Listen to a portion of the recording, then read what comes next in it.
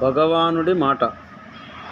భయం లేని వారు బలవంతులు కూడా అయితే వారు ఇతరులకు చెడు చేయగల సామర్థ్యాన్ని కలిగి ఉంటారు. అలా చెడు చేయకుండా మంచితనాన్ని ప్రదర్శిస్తూ ఎదుటివారి భయాన్ని పోగొట్టగల వ్యక్తి తనకు ప్రియమైన వాడు అంటాడు శ్రీకృష్ణ భగవానుడు. తాను బలవంతుడై ఉండి సమాజాన్ని భయపెట్టకుండా పౌరులకు ధైర్యగుణాలను నేర్పేవాడు విఘ్నుడు అంటాడు భగవానుడు. గురువు తన శిష్యులందరికీ విద్య నేర్పుతాడు. కొందరికి మాత్రమే సంపూర్ణంగా అర్థమవుతుంది, కొందరికి అర్థమే కాదు, కొందరికి తప్పుగా అర్థమవుతుంది. భగవద్గీత కూడా అలాగే చదువరులకు వివిధ అనుభవాలను ఇస్తుందని పెద్దలు చెబుతారు. మనిషి తనను తాను ఉద్ధరించుకోవాలని శ్రీకృష్ణుడు సూచిస్తాడు. ప్రతి మనిషి నుంచి ఒక గొప్ప వ్యక్తి ఆవిర్భవించాలని తాత్పర్యం. చేసే కర్మల ద్వారా మనిషి ఆనందం పొందుతాడు. దుఃఖాన్ని సైతం అలాగే తన పనుల ద్వారానే చవిచూస్తాడు. కర్మ దుఃఖమయమైనదే. కర్మ దుఃఖమయమైనదైతే కర్మఫలంగా లభించేది సైతం దుఃఖమే అన్నది యథార్థం. ఆకలి వేస్తున్నవాడు ఆవురావురమంటూ అన్నం తింటాడు. అదెంతో రుచిగా ఉంటుంది. కడుపు నిండాక ఇంకా తిని జీర్ణించుకోలేడు. కాబట్టి తినాలనే కోరిక నశిస్తుంది. ఆ నశింపు సైతం శాశ్వతం కాదు.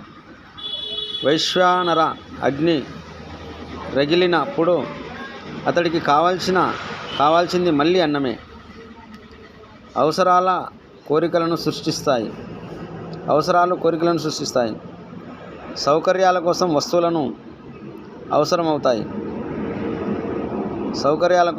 అవసరమవుతాయి. ఇలా మళ్ళీ కోరికలు కలుగుతాయి.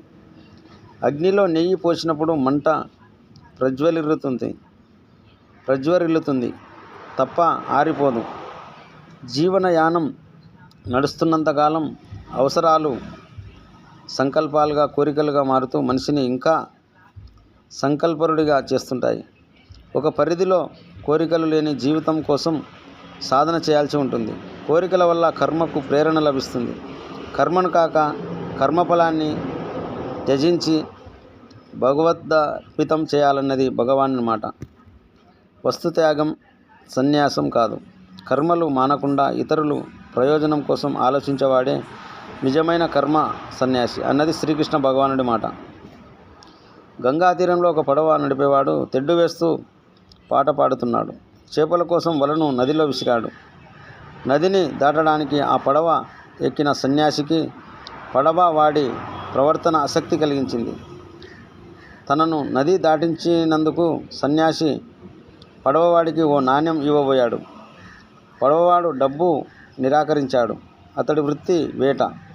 ధనం కోసం నదిని దాటించడం కాదు. సన్యాసిని ఒడ్డున దించి మళ్ళీ ఎప్పుడిటిలా నదిలోకి వల విసిరాడు. సన్యాసికి ఓ కొత్త విషయం బోధపడింది.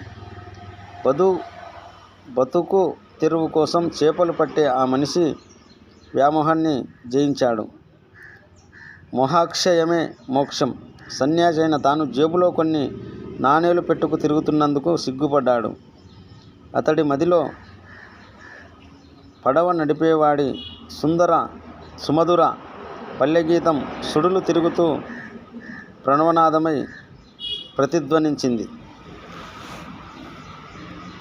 భగవానుడి మాట.